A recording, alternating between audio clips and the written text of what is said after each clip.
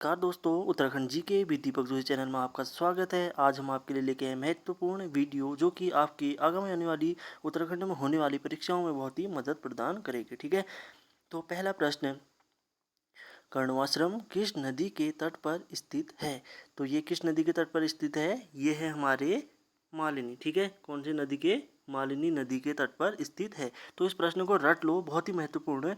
कर्णवाश्रम किस नदी के तट पर स्थित है? तो मालिनी नदी के तट पर स्थित है। ठीक है, ये आपके बार बार आपकी परीक्षाओं में आपसे पूछा, ये रिपीटेड प्रश्न है, बार बार पूछा भी जा रहा है और पूछा भी जा सकता है। अगला प्रश्न, बाणासुर की राजधानी थी। तो क्या थी? बाणासुर की जो राजधानी थी वो थी ज्योतिषपुर। कौन सी थी बाणासुर की राजधानी? ज्योतिषपुर। कौन सी थी दोस्तों? बाणासुर की राजधानी। अगर पेपर में आ गया तो सीधे किस में टिक कर देना? ज्योतिषपुर, जहाँ पे ऑप्शन दिखेगा वहाँ पे को टिक कर देना। ठीक है, अब बढ़ते हैं अपने अगले प्रश्न की ओर जो कि बहुत ज़्यादा महत्वपूर्ण है। त्रिशूल लेख प्राप्त हुआ। तो जो त्रिशूल लेख प्राप्त हुआ था यह हुआ था गोपेश्वर व बाणाहाट। कहाँ से हुआ था?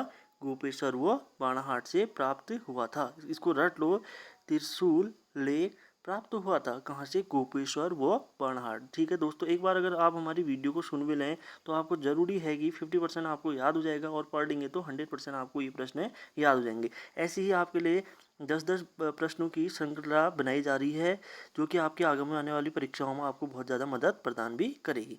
अगला चौथा प्रश्न, किस अभिलेख से यह पुष्ट होता है कि कुड़िंद लोग मौर्यों के अधीन थे? तो किस अभिलेख से यह पुष्ट होता है कि कुड़िंद लोग मौर्यों के अधीन थे? तो यह हुआ था कालसी शिलालेख। ठीक है, इसको याद कर लो, किस अभिलेख से यह पुष्टि होती है कि कुड़िंद लोग मौर्यों के अधीन थे? तो कालसी शिलालेख। एक प्रश्न ये पूछा जो सबसे पहले किस राजनीतिक शक्ति ने उत्तराखंड में वो करा था, अधिकार वो करा था, स्थापित तो किया था? तो ये भी कौन थे कि राजनीतिक शक्ति ने सबसे पहले करा था? तो वो ये थे कुड़िंद राजवंश था। ठीक है, इसका जो कुड़िंद वंश का जो सबसे शक्तिशाली राजा था वो अमोधभूति था। ये प्रश्न भी आपके, ये इसको याद कर लो, जो किस अभिलेख से यह पुष्टि होता है कि कुड़िंद लोग मौर्य के अधीन थे? कालसी शिलालेख। और जो कुड़िंद थे ये क्या कहते हैं, इन्होंने सबसे पहले अपनी उत्तराखंड में सबसे पहले राजनीतिक जो शक्ति इन्होंने स्थापित करी थी। और जो और इनका जो सबसे जो शक्तिशाली राजा था वो कौन था? अमोधभूति था। और अमोधभूति की जैसे ही मृत्यु हुई तो उसके बाद जो क्या हुआ था, शकु का अधिकार भी वो हो गया था, शकु का अधिकार स्थापित हो गया था। अगला प्रश्न बहुत ही महत्वपूर्ण, सबसे प्रसिद्ध नाग मंदिर। ठीक है, ये देखो, सबसे प्रसिद्ध नाग मंदिर बीनाग व बेनी नाग अवस्थित है। ये बार बार ये प्रश्न पूछा जाता है तो उसमें हम कंफ्यूजन करते हैं तो अधिकांश लोग अल्मोड़ा ही करते हैं, तो लेकिन अल्मोड़ा इसका आंसर क्या हो जाता है? गलत हो जाता है। तो इसका जो सही आंसर है वो क्या है? पिथरागढ़। याद कर लो, क्या है? पिथरागढ़। फिर है, कुमाऊं क्षेत्र का सर्वाधिक उल्लेख किस पुराण में है? ठीक है, तो ये किस है? कुमाऊं क्षेत्र का सर्वाधिक उल्लेख किस पुराण में है? तो ये है स्कंद पुराण में। किस पुराण में है? स्कंद पुराण में है। ठीक है, बहुत महत्वपूर्ण।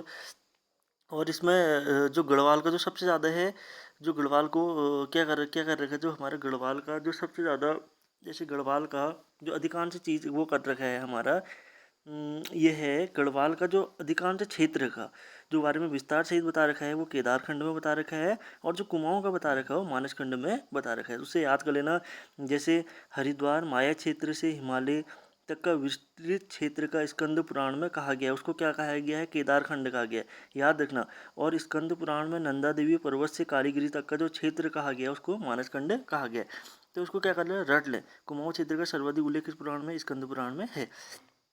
8 ताम्र मानवकृतियों, ये प्रश्न है, 8 ताम्र मानवकृतियों की प्राप्ति हुई कहाँ हुई थी? ये हुई थी बनकोट क्षेत्र। कहाँ हुई थी? बनकोट क्षेत्र पिथौरागढ़ में हुई थी। बहुत ही ज़्यादा महत्वपूर्ण प्रश्न है। ठीक है, 8 ताम्र मानवकृतियों की प्राप्ति हुई थी, ये हुई थी बनकोट क्षेत्र पिथौरागढ़ में हुई थी। अगला प्रश्न है बहुत महत्वपूर्ण, पाली भाषा के बौद्ध साहित्य में उत्तराखंड क्षेत्र के लिए प्रयुक्त शब्द है। पाली भाषा के बौद्ध साहित्य में उत्तराखंड क्षेत्र के लिए प्रयुक्त शब्द है तो वह क्या है? हिमवत। इसको याद करने का ना, जैसे बर्फ होती है ना, हिमवत, वैसे याद कर सकते हैं। पाली भाषा के बौद्ध साहित्य में उत्तराखंड क्षेत्र के लिए प्रयुक्त शब्द है हिमवत। बहुत ही ऐसे करके आप क्या कर सकते हैं? शॉर्ट ट्रिक्स इसको याद भी कर सकते हैं। अगला प्रश्न है बहुत महत्वपूर्ण प्रश्न, 14 नर्तकों का सुंदर चित्रण शैल चित्र में किया गया है। 14 नर्तकों का सुंदर चित्रण शैल चित्र में किया गया है। कसार देवी जो कसार देवी जो कि अल्मोड़े से 8 किलोमीटर दूरी पर स्थित है, और जो ये जो 14 नर्तकी का जो सुंदर चित्रण है, जो शैल चित्र है, तो अगर आप कभी वहाँ जाएँ तो आप एक बार देखने की इसको कोशिश भी करें। तो 14 नर्तकी का जो सुंदर शैल चित्र किया गया है, कहाँ किया है? कसार देवी में, अल्मोड़ा में किया गया है। ठीक है, अल्मोड़े से केवल 8 किलोमीटर दूरी पर यह स्थित है। अगला प्रश्न है जो कि बहुत ही महत्वपूर्ण है। 10वां प्रश्न है अल्ट्रा अल्ट्रा इम्पोर्टेंट। गढ़वाल क्षेत्र को वैदिक काल में हेमवत, ठीक है, कभी कभी आ जाता है गढ़वाल क्षेत्र को वैदिक काल में क्या कहा जाता था, तो क्या कहा जाता था? हेमवत। व महाभारत काल में उत्तर कुरु। ठीक है, गढ़वाल क्षेत्र को वैदिक काल में क्या कहा जाता था? हेमवत। व महाभारत काल में उत्तर कुरु, याद कर लो, उत्तर कुरु नाम से जाना जाता था। जबकि पुराण काल में जाना जाता है, गढ़वाल को किस नाम से जाना जाता है? अभी मैंने आपको बताया भी था, केदारखंड नाम से जाना जाता है। गढ़वाल क्षेत्र को वैदिक काल में हेमवत, याद रखो, गढ़वाल क्षेत्र को वैदिक काल में हेमवत व महाभारत काल में उत्तर कुरु, ठीक है, नामों से जाना जाता था। जबकि पुराण काल में जाना जाता था, तो किस नाम से जाना जाता? केदारखंड के नाम से जाना जाता था। ठीक है, अगर आपको हमारी वीडियो अच्छी लगी तो क्या करें दोस्तों? एक लाइक करें, सब्सक्राइब करें और ज़्यादा से ज़्यादा क्या करें? शेयर करें। और हम आपके लिए इसी प्रकार की वीडियो लगातार लाते रहेंगे।